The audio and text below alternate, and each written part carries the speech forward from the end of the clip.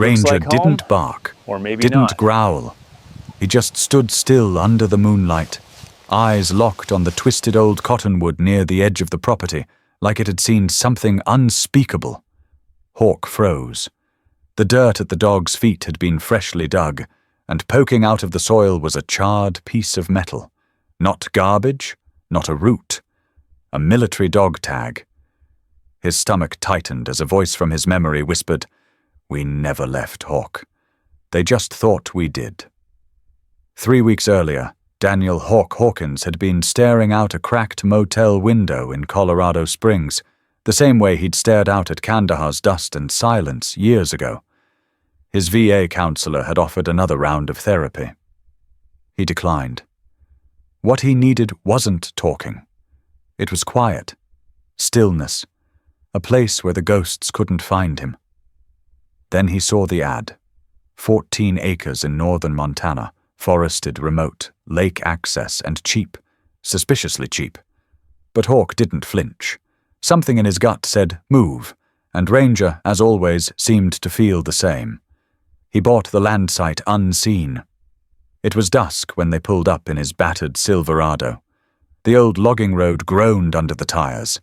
Pines stretched tall on either side, thick with shadow and wind. The cabin at the heart of the clearing was weather-worn but solid. Hawk stepped out, the cool pine air like balm to his scarred lungs. Ranger leapt from the back seat, tail stiff, nose to the wind. It was beautiful. It was too quiet. The first night, Hawk couldn't sleep. Not because of nightmares, he'd made peace with those years ago, but because Ranger wouldn't settle. The dog paced from room to room, then finally stood at the cabin door, staring through the wood like something waited outside. No growling, no warning, just alert. At 2:17 a.m., Ranger let out a single sharp whine. Hawk rolled out of bed and grabbed the flashlight and Glock instinctively. Old habits. The air outside was colder than expected, and the woods buzzed faintly, unnaturally, like a radio just out of tune. Ranger trotted ahead, stopping exactly 10 yards from the cabin at the base of a gnarled tree with a lightning scar across its bark. Then he began to dig. Not random scratching, targeted, furious, methodical. Hawk crouched, watching. Something metallic caught the light. He reached down and pulled. The dirt crumbled away from a scorched chain. At the end hung the half-melted remains of a military ID tag. Faint letters. Blood type. And something else. Burned initials. It wasn't his. He looked up. Ranger hadn't moved, but his eyes hadn't left the base of the tree. That night, Hawk didn't sleep. The next morning he called the real estate agent. "Did someone die on this land?" he asked. A pause, then, "Sir, Montana doesn't require disclosure of natural deaths." "That wasn't natural." Another pause. "I wouldn't know anything about that." Click. Ranger refused to go near the tree again. Instead, he circled the cabin's perimeter, repeatedly, tail low, posture rigid. Not afraid. On alert. Hawk recognized that stance from the war. It meant, this isn't over. Later that week, Hawk tried to go fishing at the nearby lake, a glassy stretch just a mile through the woods. But Ranger wouldn't follow. He stopped at the tree line, turned back, and planted himself on the path. Hawk sighed and went anyway. By the time he returned, the front door was open. Nothing stolen, nothing touched. But on the kitchen table, in perfect stillness, lay the dog tag he'd reburied under the tree. Mud still clung to the edges. He looked at Ranger. The dog hadn't moved from his place on the porch. There were no tracks, no prints, no wind, just silence. And then that night, the dreams came again. Different this time. Not the ones from Afghanistan. This time it was Montana. Ranger stood in firelight, and behind him, through the haze, figures moved. A child's voice whispered, "He remembers, even if you don't." Hawk sat up in bed, drenched in sweat. Ranger stared at him from the doorway. Eyes wide, breathing slow. Not everything buries easy. And this land, this beautiful, cheap land, it wasn't just haunted. It was trying to speak. And Ranger, somehow, had been listening all along. It started with a low, vibrating growl that rolled through the floorboards like distant thunder. Hawk woke before his eyes even opened, already reaching for the pistol under his pillow. Old reflexes. Ranger stood rigid at the window, hackles raised, ears pinned back. Not a bark, not a whine, just that low growl he only used when something was wrong. Really wrong. Hawk got up slowly, scanning the moonlit tree line outside. Nothing. Just fog curling through the forest. Still, Ranger didn't move. The next morning, he found the first hole. A deep trench, freshly dug, about 30 yards out by the edge of the woods, straight down like a foxhole. Ranger was already there, circling it with short, tight steps. His nose skimmed the ground, then lifted to the trees. He didn't bark, just stared. "You digging for rabbits now?" Hawk muttered, trying to keep it light. Ranger didn't look at him. The second hole appeared that night. Hawk had just finished repairing a broken shutter on the back side of the cabin. He stepped out for air, beer in hand, only to see Ranger 20 feet out, paws and chest soaked in mud, fur flecked with roots. The hole was wide, shallow, clawed out like Ranger had tried to unearth something big but stopped short. "What the hell are you doing, boy?" Hawk said, approaching. Ranger backed up, panting, eyes locked on the disturbed earth. Hawk squatted down, poked around with his flashlight, and saw nothing unusual, just wet soil and broken twigs. No bones, no tracks. But when he reached for Ranger's collar to lead him back, the dog pulled away. Ranger never pulled away. It unsettled Hawk more than he wanted to admit. By the third day, the holes had multiplied. 3 along the fence line, 1 near the creek. Each time Hawk filled one in, another appeared elsewhere, always near the edge of the trees. And Ranger? He had stopped sleeping. He stood watch at the windows all night, ears twitching, body taut like a live wire. The whites of his eyes showed more often than they should. Then came the barking. It wasn't constant, just sudden sharp bursts aimed at nothing, or what seemed like nothing. Hawk would step outside, gun drawn, expecting a raccoon or coyote. But the air would be empty, heavy, as if waiting for something to emerge. On the 6th night, Hawk followed Ranger to the far corner of the property, to the same tree with the lightning scar where they'd first found the dog tag. Ranger froze, nose twitching, tail low.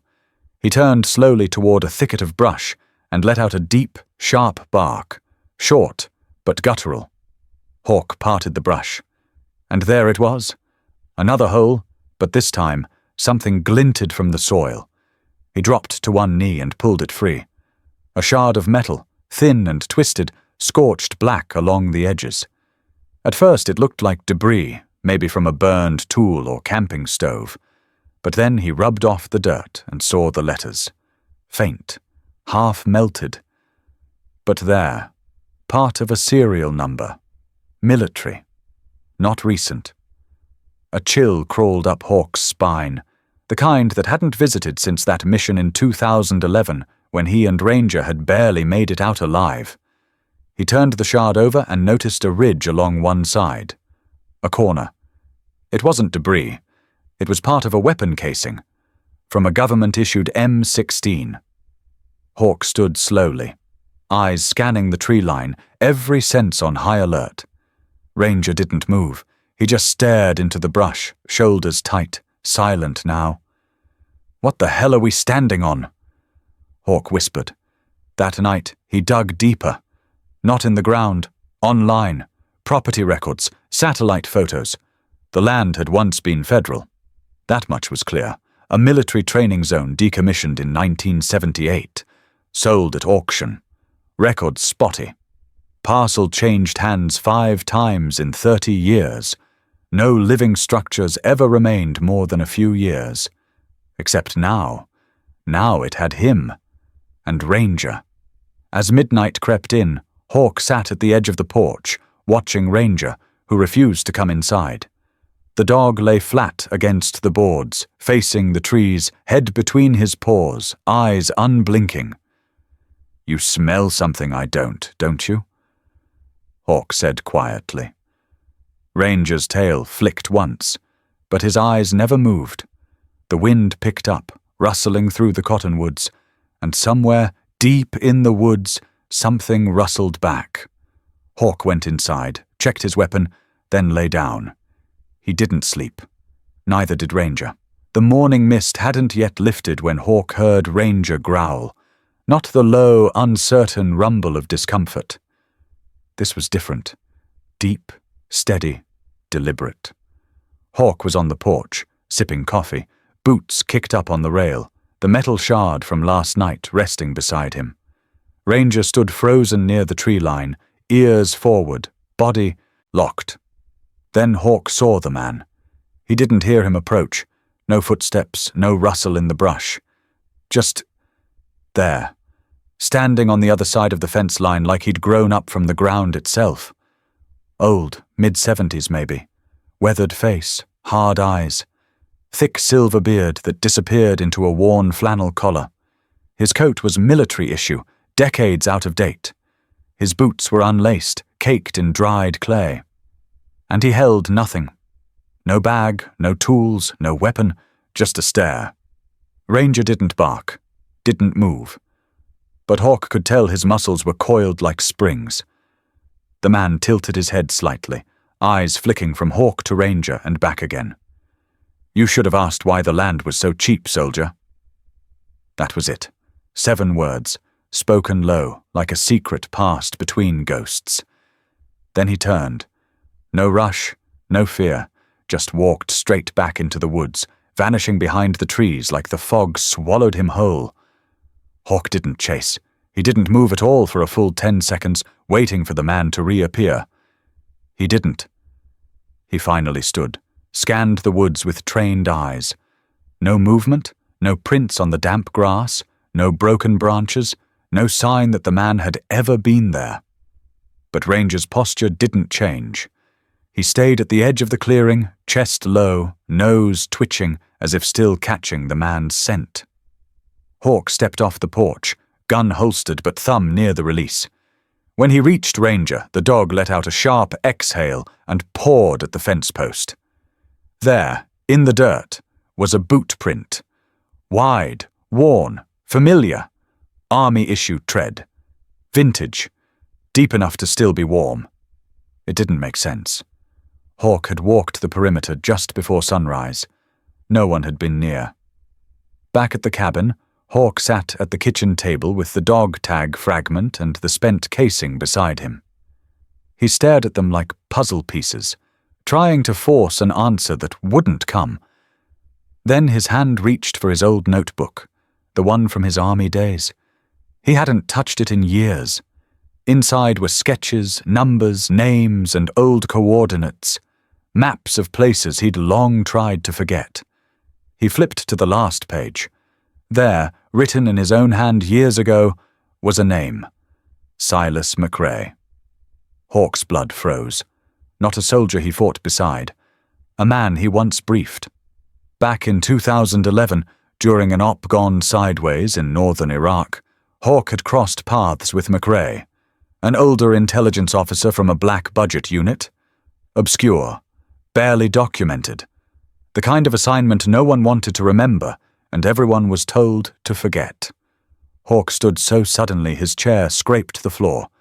Ranger followed him out the door, down the porch, and to the truck. Hawk grabbed the GPS from the glove box and checked signal logs from the last few nights. He'd set the unit to passively track terrain anomalies. It showed something odd. A looped trail. Someone, or something, had circled the property for 3 nights straight, pausing at the same 4 spots, the same places. Ranger had dug. And now, Silas had appeared at one of them. Hawk's fingers tightened around the steering wheel. He needed answers. He needed to know why this land had felt wrong since the moment he stepped on it. And he needed to know why the only person who seemed to understand was a man who, on paper, had been dead since 1998. That night, Hawk loaded his rifle. Ranger didn't sleep. Neither did the forest. It was the fourth night in a row that Ranger barked into the trees.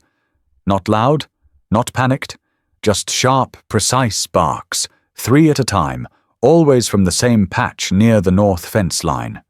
Each time Hawk came out, weapon ready, there was nothing but wind and silence. But Ranger never gave false signals. Not in the desert, not in the alleys of Kandahar, not during that mission in 2011 when Hawk thought they were both done for. If Ranger barked, something was there. So Hawk grabbed his entrenching tool. By dawn, he'd dug a trench 2 feet deep, 4 feet long. The soil was darker there, clumped with old ash. Something had burned here once, long ago, but not long enough to disappear. Ranger stayed by his side, nose twitching, eyes focused on the ground like he was waiting for Hawk to catch up to a truth he already knew. The first thing Hawk found was a small, calcified fragment that crumbled in his palm. He brushed it off, and it broke clean down the center. Bone. Burned. He stared at it, the memory of battlefield cremations flickering behind his eyes. But this wasn't a battlefield. This was private land. His land. He kept digging. The second item came an hour later, part of a rusted shell casing, twisted at the base. Hawk picked it up, turned it over in the light. The groove pattern was unmistakable. Military. Vietnam era. Not practice rounds. Live. Ranger pawed at the edge of the trench, sniffed once, then backed away. Hawk paused, followed the dog's movement. Ranger stood at attention beside something half buried in the brush. Hawk brushed the foliage aside and saw the glint of metal, flattened and bent, wedged between 2 roots. It was a badge plate, army style, blank, worn so smooth the name had been completely rubbed or burned off. But the outline was there, the curved arch of a last name, the remnants of a blood type, faint as ghosts. Hawk crouched lower, running his thumb across it. It wasn't that the name had faded, it had been erased. He felt the chill crawl up his arms. He wrapped the bones, casing, and badge fragment in a canvas cloth and hiked back to the cabin with Ranger tight at his heel. It took him less than an hour to reach the sheriff's office in Flathead County, a low building with beige siding and a single flag out front. Sheriff's name was Mark Cantor, ex-hunter, tall and slow-speaking. Hawk laid everything out on the table. Bones, bullet, tag. Sheriff Cantor leaned back in his chair, silent for a long time, chewing the corner of his mustache like it held answers. Finally, he exhaled. "You found this on that old Coulter parcel." "I bought it under the name Pronghorn Trail Ridge." "Yeah," Cantor sighed again, louder this time. "I figured someone would, eventually." "You're telling me this isn't the first time?" "No, it's the first time someone found something," Cantor said, tone careful. "But that land's been passed around like a bad poker hand since the late 70s. Nobody sticks. Things go wrong. Pipes burst. Generators quit. People move out. Fast. And no one ever looked into why." Cantor's jaw ticked. "Look, I'll send these to forensics, but I'm going to give you some advice, man to man." "Let me guess," Hawk said coldly. "Don't dig any deeper." Cantor didn't blink. "Sometimes what's buried stays buried for a reason." "That's not a reason," Hawk snapped. "That's a cover." "It's a warning?" The sheriff replied. "You start asking the wrong questions, folks with long memories get nervous." "Montana's big. You're out there by yourself with a dog and a gun. Be real easy for someone to assume you got lost in the woods." Silence settled between them. Then Cantor leaned in slightly. "You want my help? I'll log the evidence." "Quiet. Off the books. But I'm not sending deputies up there. Not unless we have more." "You will," Hawk said, standing. He didn't wait for a reply. Back at the cabin, dusk fell early. Hawk set a fire in the stove, spread the cloth-wrapped fragments on the table, and poured whiskey into a tin mug with hands that no longer shook. Ranger lay beside the hearth, but his head was up, ears twitching. Still listening. "You knew," Hawk said, voice low. "You brought me right to it." Ranger's eyes met his, unreadable but steady. Like always, somewhere beyond the window, wind moved through the trees. Only this time, it carried a whisper Hawk couldn't explain. He remembered something Silas had said in a briefing all those years ago. "They don't hide the truth in files, soldier. They bury it in land nobody wants until someone like Ranger digs it back up." The dream returned like an old injury, unseen, but throbbing in the marrow. It always started the same. Flames, dry heat, sand whipping across his face, though there was no wind. Ranger standing in silhouette, his body tense, outlined in orange fire. Behind him, a figure emerged from the smoke, tall, burned, uniform tattered beyond recognition.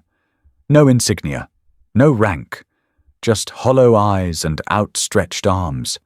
He never left. The words weren't shouted. They didn't echo. They just were, like carved into Hawk's bones. The soldier pointed toward Ranger, then back at the ground. And then he vanished. Hawk jolted awake, heart hammering like a chopper overhead. His shirt clung to his chest, soaked. The cabin was cold, the fire dead. Moonlight stretched across the floor, but it felt like the smoke from his dream still hung in the room. He turned toward the door. Ranger wasn't there. That never happened. Hawk rose instantly, grabbing the flashlight. He stepped outside barefoot, the chill biting at his skin. "Ranger," he called low. Silence. Then a faint sound. Not barking. Whimpering. He followed the sound past the north fence line, flashlight slicing through fog like a blade. The trees swallowed the beam. The closer he got to the tree with the lightning scar, the louder Ranger's whimpers became. Short, strangled, painful. And then he saw him. Ranger was lying belly down in the grass, head between his paws, eyes locked on the disturbed earth where the badge fragment had been found. He trembled just slightly, a sound deep in his chest like mourning. "Hey, hey!" Hawk dropped beside him, pressing a hand to his ribs. "It's all right." "We're okay," but Ranger flinched, not from fear, but refusal. His body stayed, pinned, eyes wide. And then Hawk saw it. Ranger's food bowl from earlier that night was untouched on the porch. He hadn't eaten. Not a bite. It hadn't been nerves. It had been that tree, that ground, that ghost. Hawk scooped his arms around the dog's shoulders and gently coaxed him back towards the cabin. Ranger followed, but slow, reluctant. Back inside, Hawk opened a can of wet food and placed it down. Ranger approached, sniffed, and stepped back. Again. This wasn't a stomach bug. It was trauma. Hawk stared at him. This was the dog who once charged into a smoldering building to pull a pinned soldier free while RPGs hit the next block, who once tracked a wounded kid 2 miles through hostile terrain with shrapnel in his leg. Ranger didn't rattle. He didn't freeze. Unless something was deeply wrong. That night, Hawk sat in front of the fire, his hand resting on Ranger's flank. The dog had curled beside him eventually, but his eyes stayed open. At 3:11 a.m., the dream came again. Same flames, same soldier. But this time, the figure moved closer, right up to Hawk's face. Hawk could smell burned cloth, diesel, and something darker. The man knelt, looking past Hawk at the ground, and whispered again. He never left. And then added, "Neither did you." Hawk woke choking on his own breath. Ranger was standing beside the bed, not shaking, not afraid, but waiting, like he'd been watching. Hawk didn't sleep the rest of the night. He stepped outside with his coffee just before dawn. The air was still. Ranger sat by the edge of the porch, looking out toward the trees again. The same patch, the same dead space. Hawk followed his gaze, the mist curling between the trees like memory. Ranger had found something, or someone, and that someone wasn't ready to rest. He looked down at Ranger, who didn't move, didn't blink. "Whatever this is," Hawk said quietly, "we're not walking away from it." The wind rustled the grass, and deep in the woods a branch cracked without reason. War, it seemed, wasn't finished with either of them. Not yet. The storm rolled in, fast, angry and loud, like a memory trying to claw its way back into the present. Hawk had seen storms in Afghanistan that made men drop to their knees and pray. But this one felt different. Not in power, but in purpose. Like something was trying to surface. He spent the evening boarding windows, dragging in tools, keeping the fire low. Rain slammed against the cabin roof, wind howled through the trees, and branches snapped like bones all through the night. But what kept Hawk awake wasn't the storm, it was Ranger. The dog didn't move from his post on the porch. Rain soaked through his coat, matted it to his body.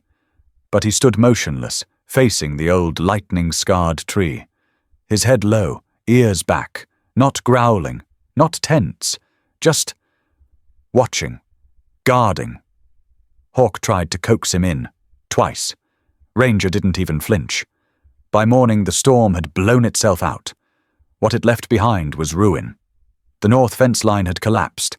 Half the creek had flooded onto the trail, and the earth near the tree, where Ranger had refused to eat, refused to rest, was stripped raw. The roots of the cottonwood were now fully exposed.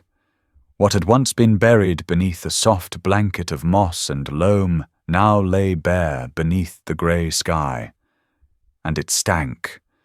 Not like rot, like something older.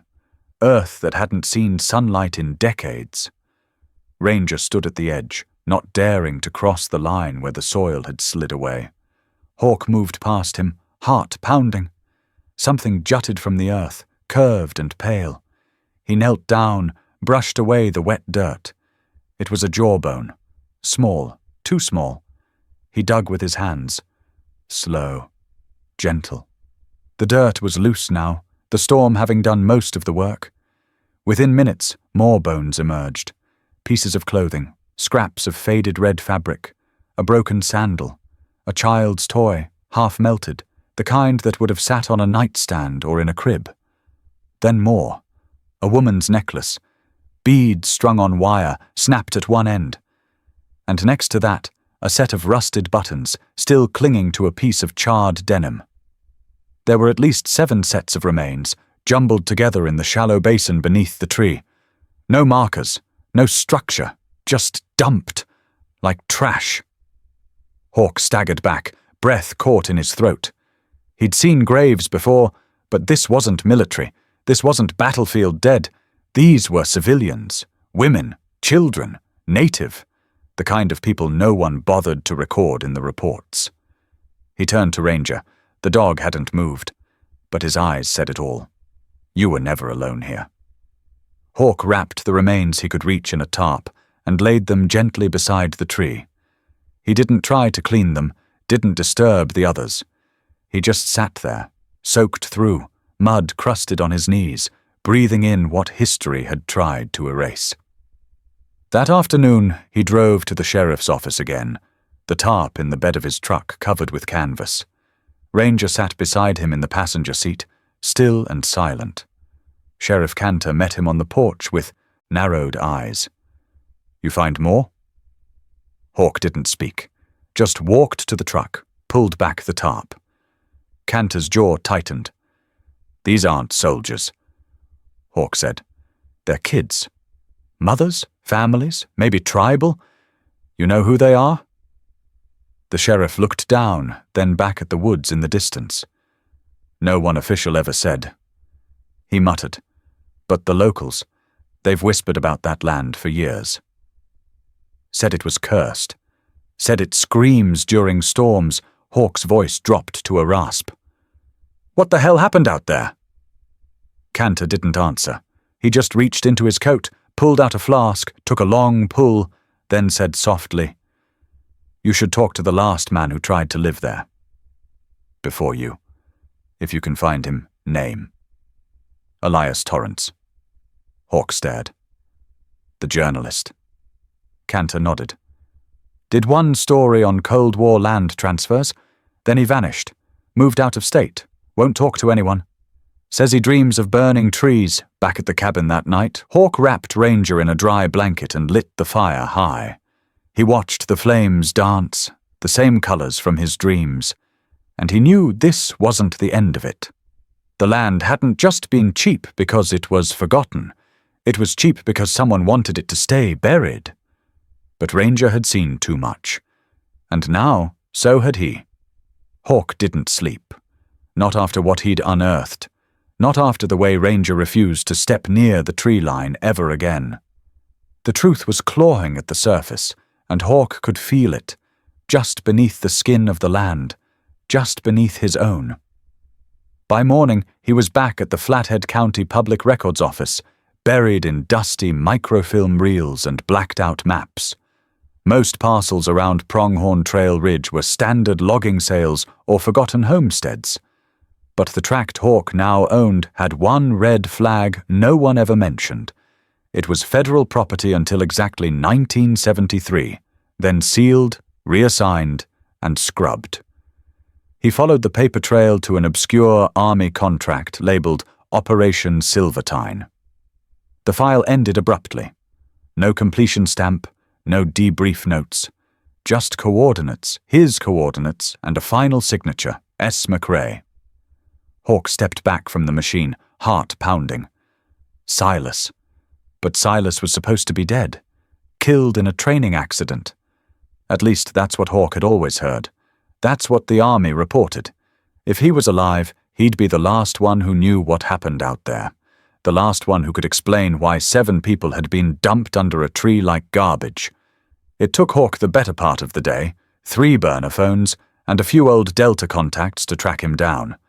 A P.O. box in Condon, a trailer tucked deep in the forest, no road signs, no mailbox. Hawk arrived near dusk. The place was quiet, wrapped in trees with tarps over the windows and a satellite dish that hadn't worked in a decade. A dog barked somewhere deep in the woods, but not nearby. Ranger was silent beside him, tail low, body alert. Hawk knocked. No answer. He knocked again, louder. Finally, the door cracked open. It was him. Silas McRae, older now, eyes glassy but aware. He stared at Hawk for a long second, then looked down at Ranger. Recognition flickered behind the age. You came, Silas said flatly. I brought what you left behind. Hawk replied. Silas opened the door. Inside was chaos. Papers taped to the walls, maps riddled with red pins, old photographs with faces crossed out. But no TV, no internet, just the weight of memory pressing on every wall. Hawk laid the bones and badge fragments on the table. I found them under the tree, he said. Silas sat. He didn't ask how many, he didn't need to. He rubbed his face with one weathered hand, then said quietly, You weren't supposed to find them. What happened? Hawk demanded. I want the truth. Silas looked at Ranger, then back at Hawk. It was July. 73. Operation Silvertine was supposed to track a suspected radical cell hiding in tribal lands. Intelligence said they were armed, planning something domestic.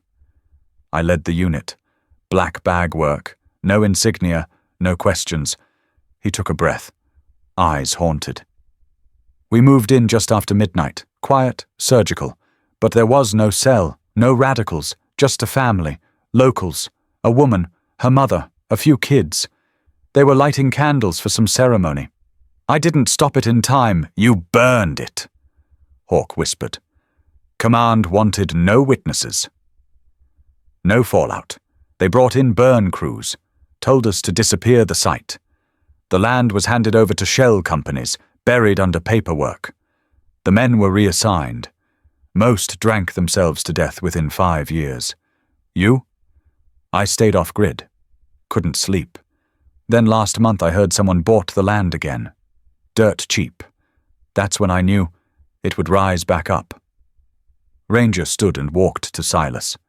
Silas didn't flinch, just reached out and placed a hand on the dog's head. He remembers. Silas said softly. Same eyes. Same posture. He knows what happened there, doesn't he? Hawk's voice cracked. He hasn't eaten in 3 days. He won't walk near that spot, Silas nodded. He's guarding the truth. Even when we wouldn't, silence filled the trailer. Hawk finally asked, Why didn't you come forward? Because no one would believe it. Silas said, The files are gone. The men are dead. And those kids? They never had records. The Bureau didn't even register their deaths. They just vanished. Hawk stood. I'm not going to let them stay vanished. You'll be hunted. Silas warned. So be it. Ranger moved beside Hawk, gaze steady. Silas handed Hawk an envelope, thick, yellowing, unmarked. Inside were photos. Of the mission. Of the flames. Of the children. He said one more thing as Hawk turned to leave. I saw you in the fire once, in a dream. But it wasn't you that stood out. It was the dog back. In the truck, Hawk sat in silence. Ranger rested his head on Hawk's knee. The past hadn't just haunted the land. It had been buried alive. And now, with every step they took, it was coming back to claim its voice. By the time Hawk got back to the cabin, the envelope from Silas felt heavier than steel. Inside were truths no one was meant to see. Black and white photographs with time-stamped corners, coded unit orders, and most damning of all, a signature. General Alton Rayburn, retired, decorated, celebrated. And now, a rising star in state politics. Rayburn hadn't just signed off on the raid. He'd orchestrated the cover-up. According to Silas's documents, Rayburn had ordered Operation Silvertine to be wiped from all official records after the mission went bad. He'd rerouted the land's title through a series of shell corporations, dummy non-profits, and third-party acquisitions. Over the span of 3 decades, the ownership bounced through trusts and real estate funds until it vanished into the fog of bureaucracy. Until Hawk bought it for pennies, off a listing that barely stayed online for 2 hours. He hadn't stumbled onto anything. He had been chosen. Ranger lay quietly beside the fireplace, eyes open, watching Hawk move through the cabin like a storm contained in boots and breath. Hawk spread the documents across the table, scanning for anything that could link Rayburn to the modern trail. Then he saw it. A small land trust listed under the name Pacific Forward Development. A company connected to one of Rayburn's old campaign donors. Pacific Forward had sold the land 5 months ago, 2 weeks after Rayburn announced his exploratory committee for the Senate. Hawk leaned back, heart pounding. This wasn't just a wartime cover-up, it was political insulation. He stood and opened the cabinet beneath the sink where he kept Ranger's old training vest. Dust-covered, still bearing the stitched flag and faded patch.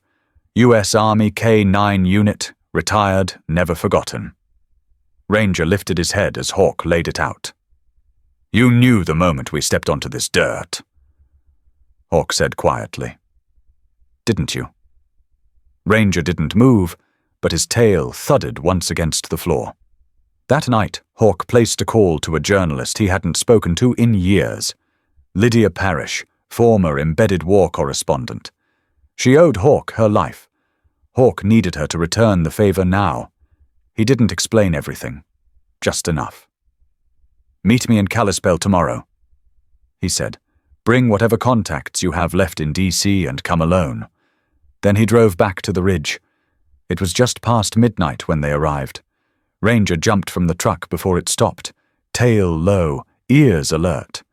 He moved straight for the same tree.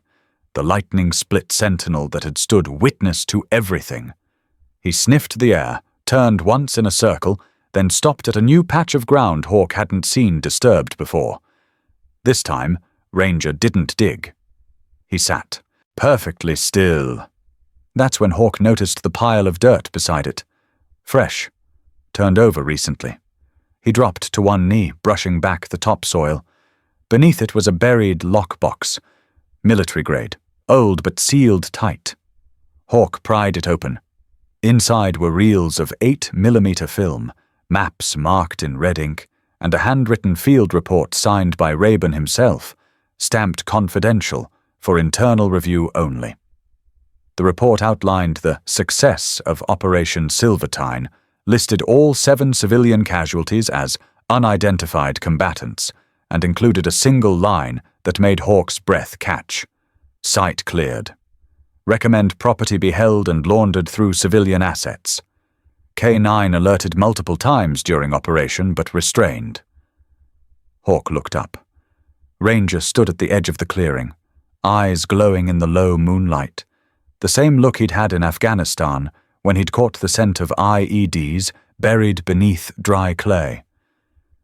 You were there, Hawk whispered.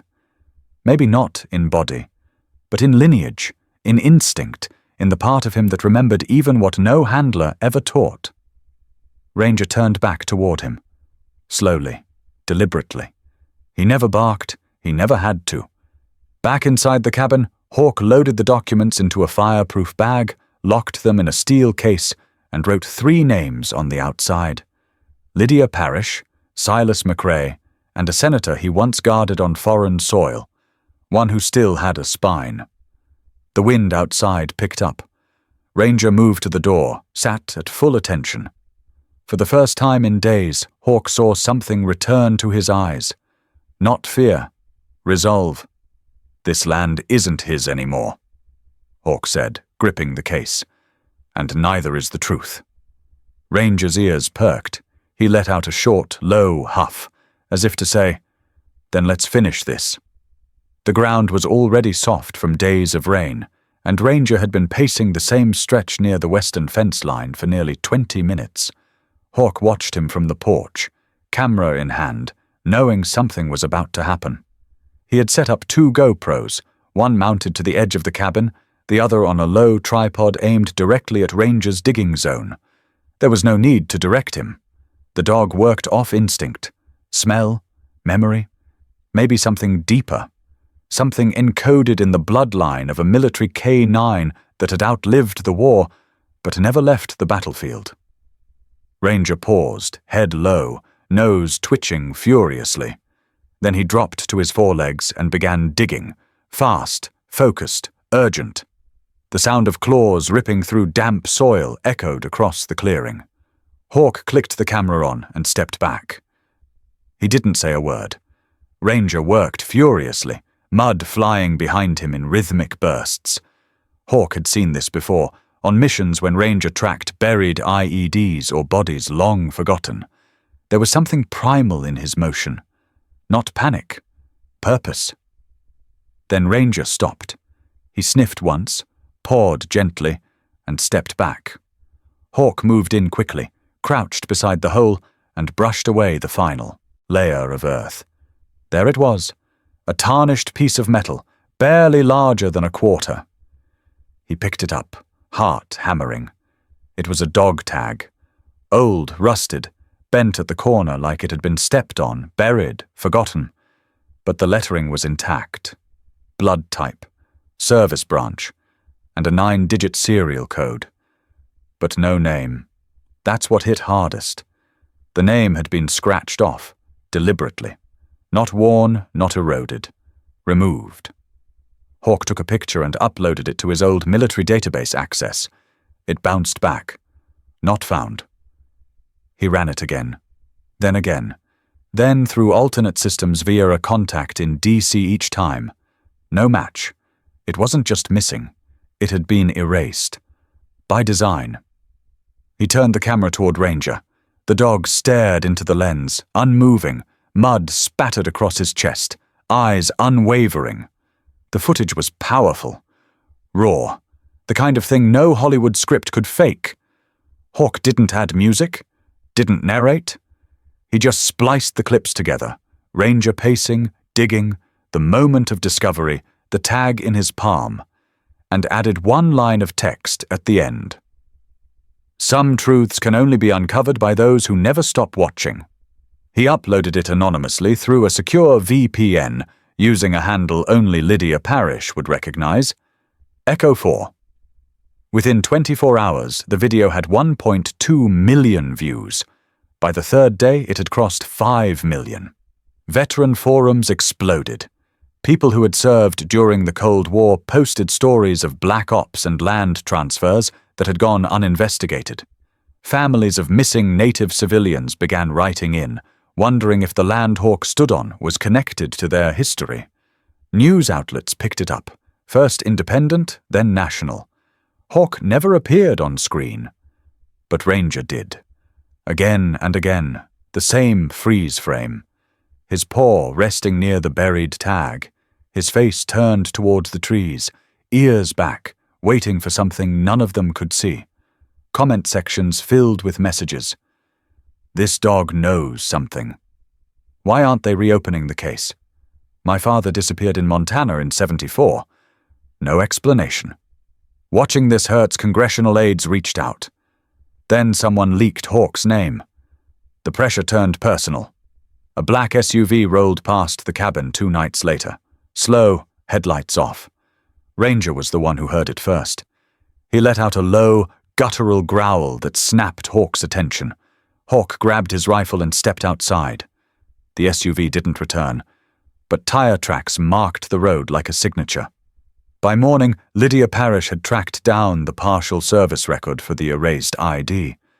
She called with her voice shaking. They wiped him from the database, she said, but I found him. Who? Private Michael Yazzie. Navajo, attached to a logistics unit that disappeared in 1973. Was he part of Operation Silvertine? No, he wasn't supposed to be there at all. He was 19, went missing 2 weeks before the raid. His family never got a death certificate. And now? Now, they're watching you. Hawk looked down at Ranger, who was staring at the tree line again. He knew. He always knew. That night, Hawk wrote a letter. Not to the press, not to law enforcement, to the families. He detailed what they found, what they uncovered, and what Ranger had refused to ignore. Then he included the dog tag. You deserved more than silence. He wrote, This belongs to you now. The next morning, a new sign was posted at the edge of the property. Carved by hand, set in stone. He stayed, when no one else did. Ranger lay beneath it, head resting on his paws, the wind brushing through his fur like a whisper. The video had started a movement, but the roar, that came from a dog who never spoke and never needed to. The frost came early that year, curling over the earth like breath held too long. Morning fog rolled off the creek, folding over the ridge like a veil. And yet the stone stood firm, not tall, not ornate, just a slab of granite, pulled from the land itself, shaped by hand, and set deep into the ground near the old cottonwood tree. The same tree where it all began. The same tree that remembered. Hawk didn't carve much, just a single line chiseled slow, each letter sunk with care and weight. They were here. He remembered. Ranger lay beside it now, curled tightly against the stone like it was something sacred. His ears flicked at each passing gust, but he didn't lift his head. Not even when Hawk approached with the envelope in his hand. Inside was the final letter. Not to the government, not to the press, to the ones who would carry the story forward. The letter was addressed to a National Veterans Archive, an organization that documented truth too raw for headlines, too slow for courts. Hawk had sent them the files, the reports, the footage. But this was something else, a testament. He unfolded the letter and read aloud, though Ranger had already heard every word whispered through action. I was a soldier. I buried things because I was told to, missions, orders, mistakes, guilt. But it took a dog, my dog, to remind me that truth doesn't stay buried. Not forever, he paused. He didn't speak, didn't accuse. He just stood, dug, waited. And when no one else would return, he did. Hawk's voice broke there, not from grief, but reverence. He stayed. Even when no one else did, he sealed the letter and set it in a waterproof capsule beneath the stone, for whoever came next, for whoever still believed the land could remember. The cabin remained, though the for sale signs had long been torn down. Reporters had come and gone. Legal threats had been made, then quietly withdrawn. The senator had lost his bid. The general's name had faded from the headlines. But the ridge? It had found its name. Locals started calling it Watchdog Hollow. Veterans visited in silence, often bringing their own dogs. Some left notes, some left medals. A few just stood by, the tree, whispering names they hadn't spoken in years. And every single time, Ranger greeted them. No fanfare, no barking, just presence, like a keeper of memory. One late afternoon, a young boy arrived with his mother. He was maybe 7, wearing a jacket 3 sizes too big and dragging a German Shepherd pup by a leash too long. The pup was unruly, clumsy, all paws and confusion. The mother approached Hawk cautiously. "We saw the video," she said. "My husband served. He didn't come home. Our boy, he doesn't talk much anymore." Hawk nodded. Ranger stood beside him, watching the child. Then, as if pulled by gravity, the boy let go of the leash and knelt down beside Ranger. The pup bounced around, oblivious. But the boy, he just placed his hand gently on Ranger's flank and whispered, barely loud enough for anyone to hear, "Thank you." Hawk didn't speak. He didn't have to. The story had already passed hands. As the sun dipped below the trees, casting long shadows towards the stone, Hawk looked down at Ranger, older now, slower but no less sharp. "You never left, did you?" he said. Ranger's eyes turned to him, full of that quiet knowing only working dogs carry, the look that says, "I remember it all." And I stayed anyway. Back inside, Hawk sat at his desk. One more note to write. He opened his laptop and began typing into the message board of the German Shepherd Foundation's outreach program, a community dedicated to working dogs, their stories, and the people who owe them everything. He uploaded a photo of Ranger beside the stone, fog swirling behind them. Then he wrote, "His name is Ranger. He served. He remembered. He stayed. And because of him, the truth was heard." He ended with a question. Not just for veterans, not just for dog lovers, for everyone. What about you? Has anyone, animal or human, ever stayed for you, when no one else did? If Ranger's story moved you, if you've ever known a dog who held on longer than they should have, if you believe the past deserves a witness, support our channel. Share the truth. For the dogs who remember, when the world forgets. For the ones who stay. For Ranger. Subscribe to German Shepherd Stories, because some heroes don't wear uniforms, they wear fur.